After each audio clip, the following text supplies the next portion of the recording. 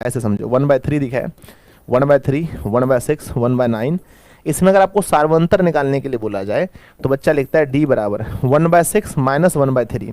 अब यहाँ आकर के फंस जाता है, उसको आगे पता ही नहीं है कि इसका एलसीएम कैसे होगा, ये कैसे बनेगा। तो मैं सच कहता हूँ, आपसे हाथ जोड़कर विनती कहता हूँ, अगर आपको कहीं प्रॉब्लम है, कहते हैं बच्चों कि दहना जीवन भर के लिए मूर्ख बनने से अच्छा है 5 मिनट के लिए मूर्ख बन जाओ। समझ गए? किसी चीज़ को अगर नहीं जानते हो तो उसको पूछो। मैं अगर कहीं जाता हूँ शादी विवाह में तो लोग मुझे कहते हैं कि टीचर्स होकर के आप इतने बच्चे ऐसे क्वेश्चन पूछते हैं। मैं बहुत पूछता हूँ। जैसे मैं गया तो ये मतलब कि मैं अगर खाना खिलाने वाला है उससे पूछूंगा कि आप लोग कहाँ से आए हो, ठीक है ना, कितने आप लोगों ने पैसा लिया है, कैसे कैसे आपका पूरा कंपनी चलता है, सब कुछ हम पूछते हैं। ठीक है, तो पूछने से कभी पीछे मत हटिए। जो इंसान पूछा है ज़िंदगी में वही आगे बढ़ा है। ठीक है, तो आप क्या कीजिए कि जो भी आपका फ्रेंड्स है उससे ये सब चीज़ पूछिए और पूछ करके मैथ्स को अपना ठीक कीजिए। उसके बाद बच्चों सबसे आगे फिर आगे बढ़ते हैं। उसके बाद आता है फार्मूला। फार्मूला आप याद कीजिए। अभी जितने बच्चे वीडियो को देख रहे हैं, मैं सच कह रहा हूँ, आपको a प्लस बी का होल स्क्वायर से लेकर के जितने भी बीजगणितीय फार्मूले हैं, a प्लस बी प्लस सी का होल स्क्वायर तक, या ए क्यू माइनस बी क्यू का फार्मूला, अगर आपको ये 3 फार्मूला मैंने लिखा है, 3 फार्मूला, अगर सच में आपको ये तीनों फार्मूला याद है तब मैं मानता हूँ कि आपको फार्मूला याद है। यानी मैथ्स में जितने फार्मूले होते हैं वो आपको याद होने चाहिए बच्चों, टोटल फार्मूले आपको याद होने चाहिए। या फिर अगर वो फार्मूला याद नहीं भी है तो बताइए। नंबर 1 वृत्त की परिधि, वृत्त की परिधि।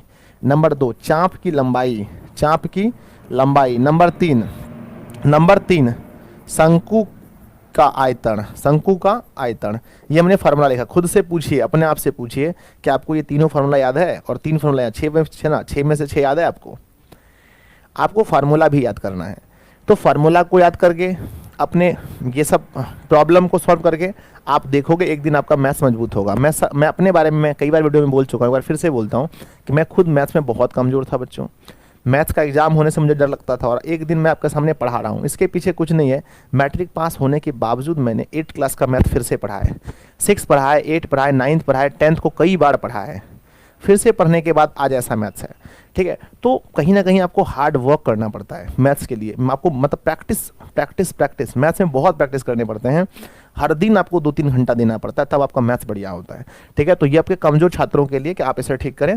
अब दूसरी बात है कि कोई खास चैप्टर अगर आपका कमजोर है, तो अगर आप देख रहे हैं आपका कोई खास चैप्टर है, सर मुझे सब कुछ आता है, सिर्फ त्रिभुज में प्रॉब्लम है, सब कुछ आता है, रचना में प्रॉब्लम है, सब कुछ आता है, मुझे वृत्त में प्रॉब्लम है, तो जिस चैप्टर में प्रॉब्लम है बच्चों उसको सॉल्व करो।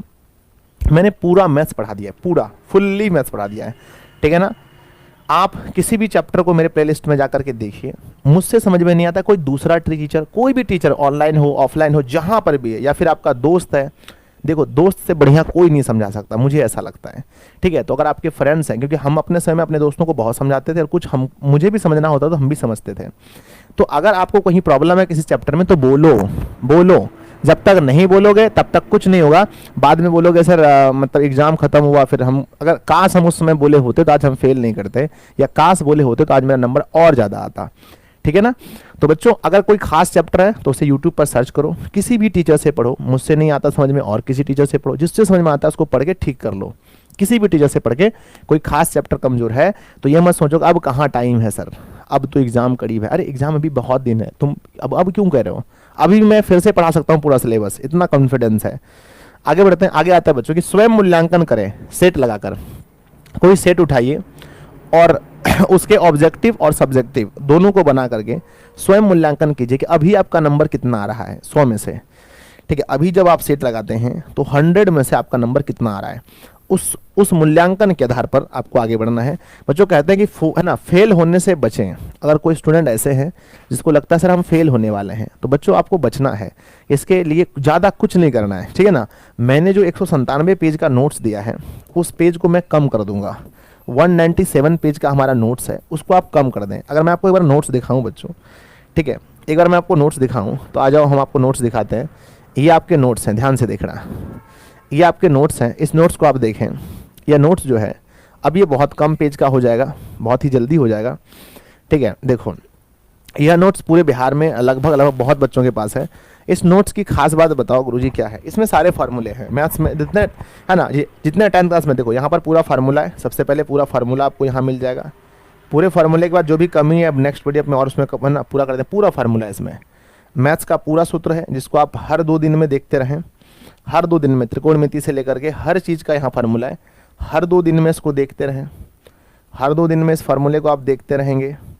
ठीक है, आगे बढ़ेंगे। वृत्त वृत्त के बारे में सबके बारे में लिखा है, जैसे यहाँ लिखा है ना, देख लो कि वृत्त की परिधि 2πr है, अर्धवृत्त का क्षेत्रफल है, वृत्त का क्षेत्रफल है, त्रिज्या खंड का है, चाप की लंबाई है, चतुर्थांश है ना, बेलन है, शंकु है, घन है, घनाभ है ना, छिन्नक है। हर चीज़ का फार्मूला आपको यहाँ देखने को मिल रहा है, देख सकते हो आप। उसके नीचे जैसे आप आएंगे बच्चों, नीचे आने के बाद आपको मिलेगा chapter wise objective. Chapter wise objective with answer, answer के साथ आपको चैप्टर वाइज ऑब्जेक्टिव मिलेगा। उसके नीचे क्वेश्चन बैंक मिलेगा। इस अगर कोई बच्चा ऐसा लगता है आप फेल होने वाले तो आप कुछ मत पढ़िए। मैं आपको ये कहता हूँ कि आप बाद में कुछ पढ़िएगा, पहले पास अपने को, अगर आपको लग रहा है कि आप 30 अंक से भी पीछे हो रहे हैं, 30 से भी अगर आप पीछे हो रहे हैं, तो आप इस नोट्स को इतनी बार पढ़ें कि आपका, है ना, मैं कहता हूँ सिर्फ इस नोट्स से बच्चों, सिर्फ इस नोट्स को पढ़ के सिर्फ ऑब्जेक्टिव वाले सेक्शन से कम आप 35 ला सकते हो, सिर्फ ऑब्जेक्टिव वाले सेक्शन से।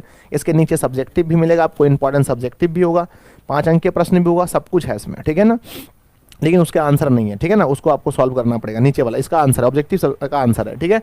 तो जो लोग भी हमारे ग्रुप में ऐड होंगे अपने पेड क्लास में, आपको तो मिला ही होगा, पर अगर कोई नया छात्र है जो नहीं जुड़े हैं अभी तक में, तो आप जुड़ जाइए और अपना एप्लीकेशन, गुरुजी का एप्लीकेशन है ना, उसमें आपको भी जोड़ दिया जाएगा।